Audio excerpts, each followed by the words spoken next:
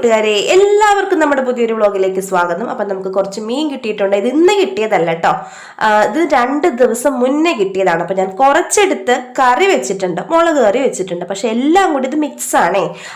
വറ്റപ്പാരയുണ്ട്, അയിലയുണ്ട്, അതുപോലെ തന്നെ കടൽ ബ്രാലുണ്ടായിരുന്നു, പിന്നെ ചെറിയ മുള്ളൻ ഉണ്ടായിരുന്നു, പിന്നെ നമ്മുടെ ഇതില്ലേ നമ്മുടെ വറ്റപ്പാര അതൊക്കെ ഉണ്ടായിരുന്നു, വറ്റ ഉണ്ടായിരുന്നു, പിന്നെ ബ്രാഹ്മണപ്പാര എന്നൊക്കെ പറയും.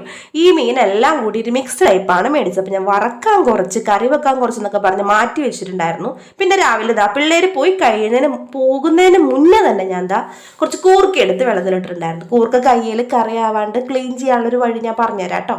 ഇതിൻ്റെ ഇടയ്ക്ക് ഞാനത് കറക്റ്റായിട്ട്, എനിക്കത് സംശയമായിരുന്നു ശരിയാവുമെന്ന്, പക്ഷെ നല്ല പെർഫെക്റ്റ് ആയിട്ട് വന്നു. അപ്പം ഐസൊക്കെ വെടിയിച്ചെടുക്കുകയാണ്. ഞാൻ ആദ്യം ഓർത്തത് കറി വെക്കാമെന്ന് വിചാരിച്ചു. പിന്നെ ഞാൻ കരുതി നമ്മൾ 2 ദിവസമൊക്കെ ഫ്രീസറിൽ മീൻ വെച്ചിട്ട് എനിക്ക് വെട്ടാൻ വയ്യായിരുന്നു. അപ്പോൾ ഞാൻ 2 ദിവസം, പൊതുവെ എനിക്ക് മീൻ വെട്ടാൻ ഭയങ്കര മടിയാ. ഇതും മീൻ വെട്ടാനും മടിയാ, പാത്രം തേച്ച് കഴുകി എടുക്കാനൊക്കെ ഇച്ചിരി മടിയാ, പിന്നെ തുണി മടക്കാനും മടിയാ. അപ്പോൾ ഈ 3 പണികളാണ് എനിക്ക് ഏറ്റവും കൂടുതൽ മടിയുള്ളത്. പക്ഷേ ഈ 3 പണി ചെയ്യാനൊന്നും പറ്റില്ല. അപ്പോൾ ഇതെന്തായാലും കറി വെക്കാൻ ഞാൻ വെട്ടി വരുമ്പോൾ ഇത് പഞ്ഞപ്പതൊക്കെ ആവും. അപ്പോൾ കറി വെക്കാൻ എന്തായാലും പറ്റില്ല, വറുക്കാന്ന് കരുതി. അപ്പം ഞാൻ കുറച്ച് ദിവസമായി ഏട്ടൻ പറയണേ, തിളപ്പിച്ചാറ്റിയ വെള്ളം, പച്ചവെള്ളം അങ്ങനെ കുടിച്ച് മതിയായി. നമ്മുടെ പണ്ടത്തെ കളറ് വെള്ളം ഇല്ലേ, കരിങ്ങാലി വെള്ളം, നമ്മുടെ ദാഹശമനി ഇട്ടൊക്കെ തിളപ്പിക്കുന്ന വെള്ളം. അപ്പം ഞാൻ എനിക്ക് അറിയില്ലല്ലോ മാഷേ, ഇത്ര ഇട്ട് തിളപ്പിക്കാൻ പാടില്ലെന്ന് ഞാനൊരു വലിയ കഷ്ണം ഇട്ട് അങ്ങ് തിളപ്പിച്ചു. എന്തോ വലിയ കഷ്ണം ഇട്ട് തിളപ്പിച്ചാലേ ആ ഒരു ഫ്ലേവറും നിറമൊക്കെ ഉണ്ടാവുള്ളൂ. കാരണം ഇത് കാണുമ്പോൾ വലിയ കളറൊന്നും ഇല്ലല്ലോ, ഈ ചിന്തേരി പൊടിയുടെ കഷ്ണം പോലെ നമ്മൾ ഈ മരമൊക്കെ തള്ളൂല്ലേ, അപ്പൊ കിട്ടുന്ന കഷ്ണം പോലെ ഇരിക്കുന്ന ഒരു സാധനം. ഇതിന് ഇജാതി കളർ ഇളകി വരുമെന്ന് എനിക്കറിയാം. അപ്പൊ ആ അടുപ്പത്ത് വെച്ചിട്ട് ഈ കലം ഇരിക്കണില്ല കേട്ടോ. അപ്പൊ നമുക്ക് ഈ സ്റ്റൗ മേടിച്ചപ്പോൾ സ്റ്റൗ മേടിച്ചപ്പോൾ കിട്ടിയതാണ് ഈ ഒരു സാധനം. അപ്പൊ ചെറിയ എന്തെങ്കിലുമൊക്കെ പാത്രം വെക്കുകയാണെങ്കിൽ ഈ ഒരു ഐറ്റം വെച്ചിട്ട് അതിനെ മീതെ വെച്ച് നല്ല അടിപൊളിയായിട്ട് ഇരുന്നോളും. ഇനി ഞാൻ ഇത്ര എടുത്തിട്ടു. ഇതങ്ങ് ഇട്ടിട്ട് എനിക്കറിയോ, ഇട്ട വഴിക്കാൻ അതങ്ങ് പൊക്കി മാറ്റിയാൽ മതിയായിരുന്നു. ഞാൻ അതങ്ങ് ഇട്ടിട്ട് അവിടെ ഞാൻ തിളക്കുമ്പോൾ മറ്റേ കളർ പോലെ ആവുമെന്ന് കരുതി ഞാനത് അവിടെ തിളപ്പിക്കാൻ വെച്ചിട്ട് മീൻ വെട്ടാൻ വേണ്ടി പോയി. പിന്നെ ഞാനത് ശ്രദ്ധിച്ചില്ല കേട്ടോ.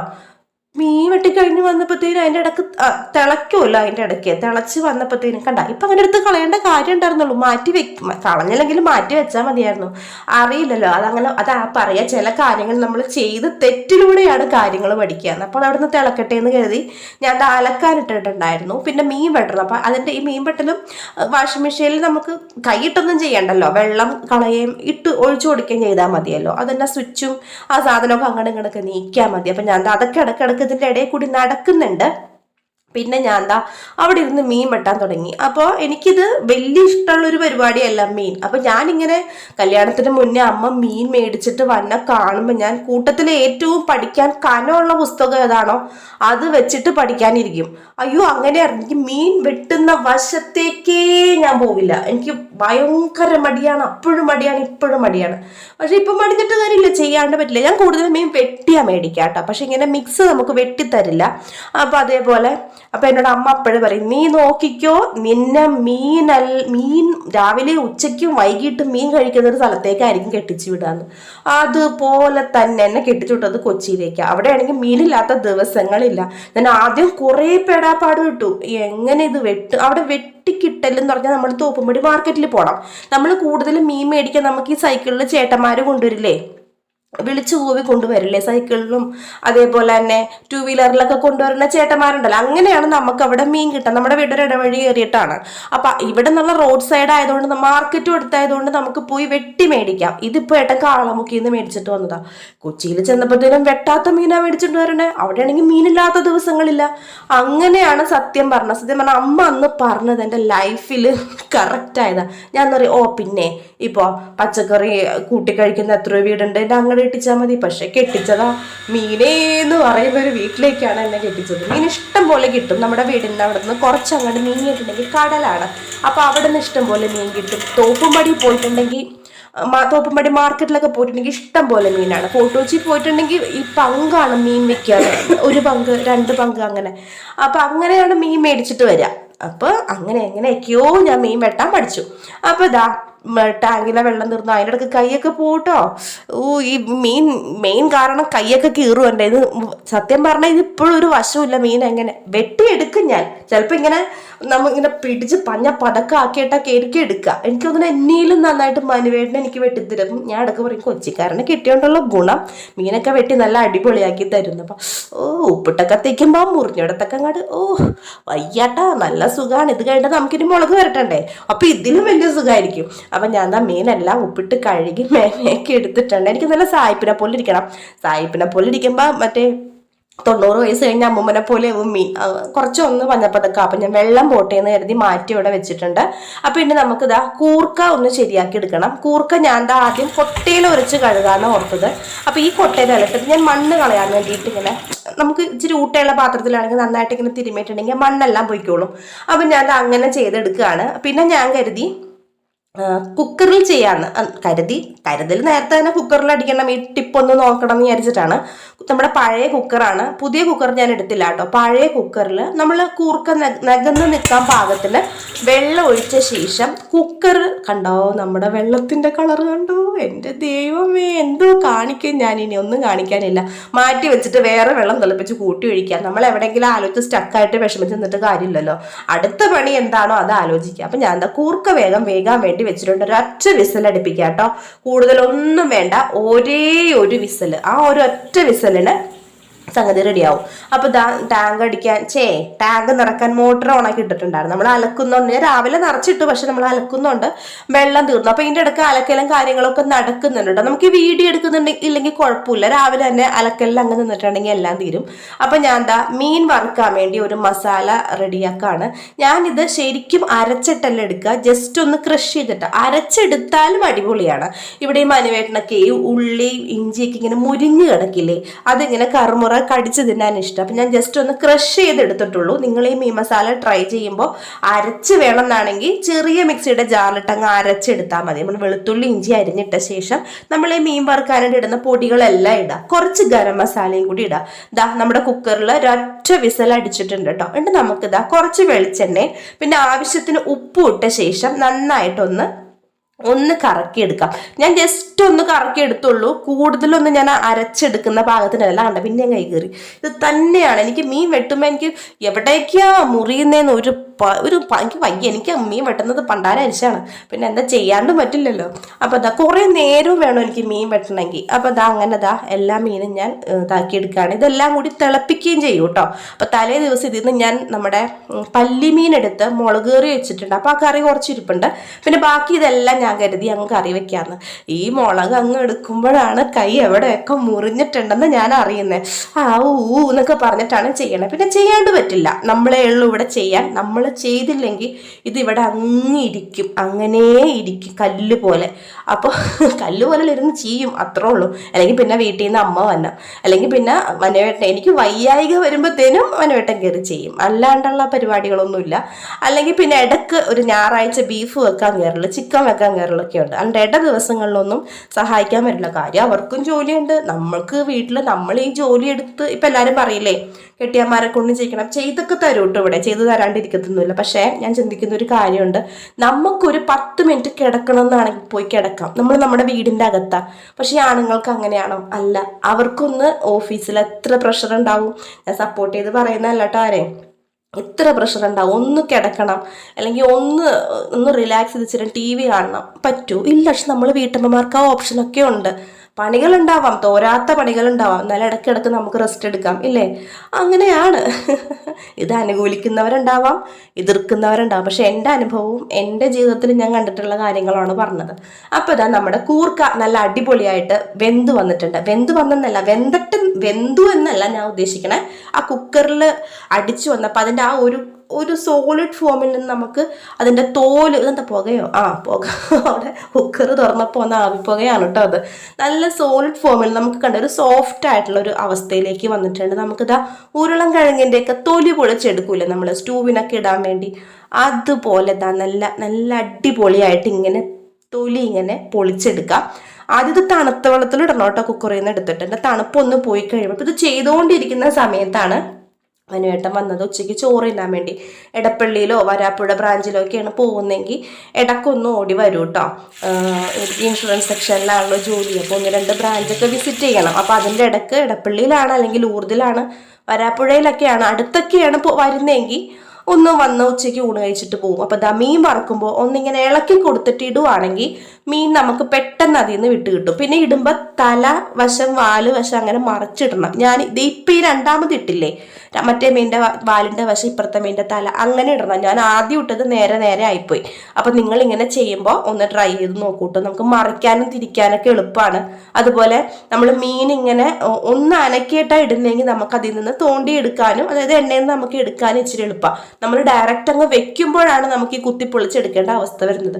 അപ്പം ഞാൻ എന്താ നമ്മുടെ വെള്ളം ഡൈല്യൂട്ട് ചെയ്യാണ്. പക്ഷെ ഈ ഒരു കാലം വെള്ളത്തിലൊന്നും നമ്മുടെ ദാഹശമനം ഡൈല്യൂട്ട് ആയില്ല കേട്ടോ. നല്ല കളർ, നമ്മുടെ മറ്റേ വാട്ടർ ഇല്ലേ, എന്ത് വാട്ടറാടാ, ABC ജ്യൂസോ അങ്ങനെ എന്തോ ഒരു സാധനം ഉണ്ടല്ലോ, ഡീറ്റോക്സി വാട്ടറോ, അങ്ങനെ എന്തോ ഒരു വെള്ളം നമ്മൾ ഈ സ്കിന്നൊക്കെ നല്ല ടോൺ ആവാൻ വേണ്ടി കഴിക്കില്ലേ, കുടിക്കില്ലേ, അതേപോലത്തെ ഒരു കളറായിട്ട് ഇരുന്നുണ്ട്. അപ്പോൾ ഏട്ടൻ പറഞ്ഞു, എന്നോട് ഞാൻ ഒരു പൂ ചോദിച്ചപ്പോൾ പൂക്കാലം തന്നോ ജിഫി നീ എന്നോട് ചോദിച്ചു. അപ്പോൾ ഞാൻ ചിരിച്ചു. ഞാൻ പിന്നെ അത് കുറച്ച് വേറെ വെള്ളം ചേർത്ത് കട്ടി കുറച്ച് എടുത്തു കിട്ടോ. പക്ഷെ ഇതിപ്പോൾ നേരം ഉണ്ടായില്ല. അപ്പോൾ ഏട്ടൻ വന്നപ്പോഴത്തേനും ഞാൻ ചോറ് കൊടുക്കുകയാണ്. അപ്പോൾ ഏട്ടൻ ഞാൻ പറഞ്ഞു എനിക്കിപ്പോൾ വേണ്ട, ഞാൻ കുളിച്ചിട്ടൊന്നുമില്ല. അപ്പോൾ കഴിച്ചേ പറ്റൂ, ഏട്ടന് നിർബന്ധം.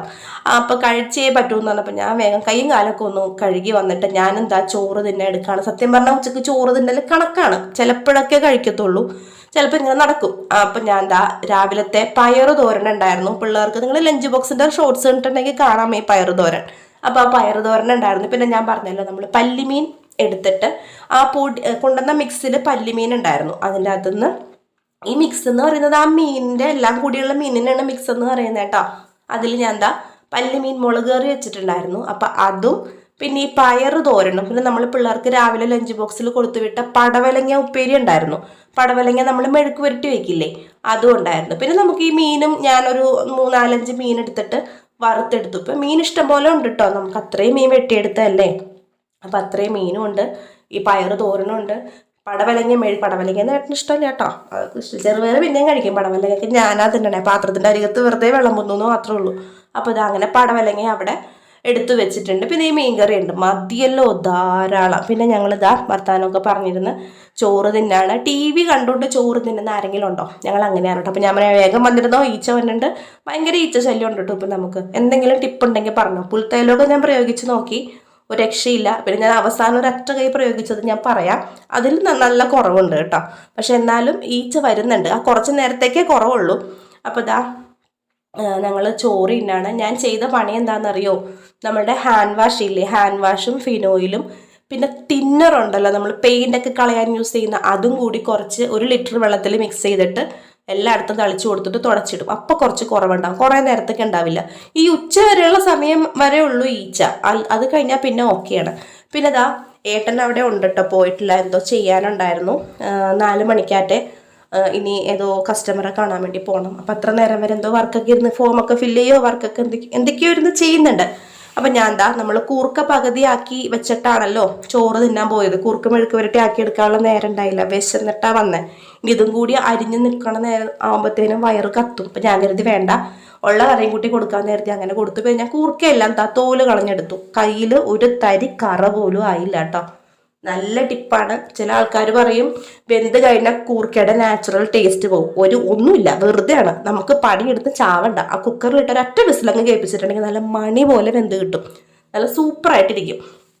നമ്മൾ ഈ ചേമ്പൊക്കെ വേവിച്ചെടുക്കില്ല, അതുപോലെ നമ്മൾ സാധാരണ കൂർക്ക എങ്ങനെ ഒരുക്കി മെനയാക്കി എടുക്കുന്നോ അതിലും വൃത്തിക്ക് അതേ രുചിയിൽ നമുക്ക് കിട്ടും. അപ്പോൾ അതാ സാധാരണ കൂർക്ക മെഴുക്ക് പുരട്ടി വെക്കണത് എങ്ങനെയാണോ അപ്പോൾ അതുപോലെ. ഇച്ചിരി ചെമ്മീനുണ്ടെങ്കിൽ അടിപൊളിയാണ്. ഇത് ചെമ്മീനൊന്നുമില്ല. അപ്പോൾ അതാ സാധാരണ വെറുതെ നമ്മൾ ഉള്ളിയും അതേപോലെ തന്നെ വെളുത്തുള്ളിയൊക്കെ ഇട്ടിട്ട് നമ്മൾ മുളക് പൊടിയും മഞ്ഞൾപ്പൊടിയും കൂടി ഇട്ട് അങ്ങോട്ട് മൊരിയിച്ചിട്ട് ഈ കൂർക്കയും കൂടി തട്ടി അങ്ങ് ഇടും. അപ്പം അത്രയേ ഉള്ളൂ നമുക്ക് ഇന്നത്തെ പണികൾ, അടുക്കള പണികൾ.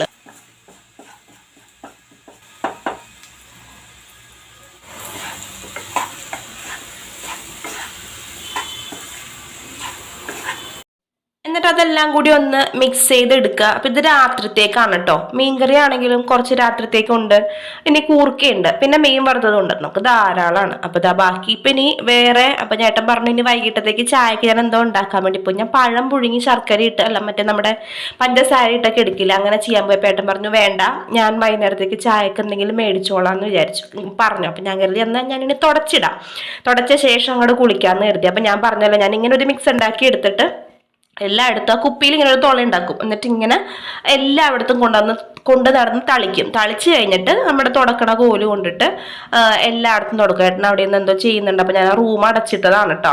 അപ്പം നന്നായിട്ട് ഈച്ച പോകും. പക്ഷെ കുറച്ച് ഇറങ്ങുമ്പോൾ പിന്നെയും വരും. എനിക്ക് തോന്നുന്നു ഇപ്പം മാങ്ങയുടെയൊക്കെ സീസൺ ആയല്ലോ, ചക്കയുടെയും മാങ്ങയുടെയൊക്കെ. അപ്പം അതുകൊണ്ടാന്ന് തോന്നുന്നു ഈച്ച ഇങ്ങനെ വരുന്നത്. അപ്പം ഞാൻ എല്ലായിടത്തും എല്ലാം മാറ്റി ക്ലീൻ ആക്കി.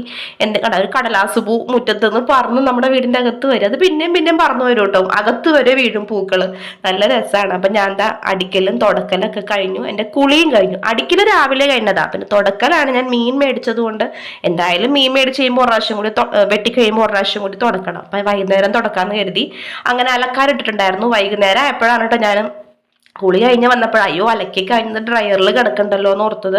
അപ്പം അതെല്ലാം എടുത്ത് ഇങ്ങനെ ഇട്ടു. പിന്നെ നമുക്ക് ഈ ഡ്രസ് വർക്ക് ചെയ്തതിൻ്റെ അടിയിൽ ഇങ്ങനെ കിടക്കുന്നതുകൊണ്ട് മഴ പെയ്താലും നനയത്തൊന്നുമില്ല.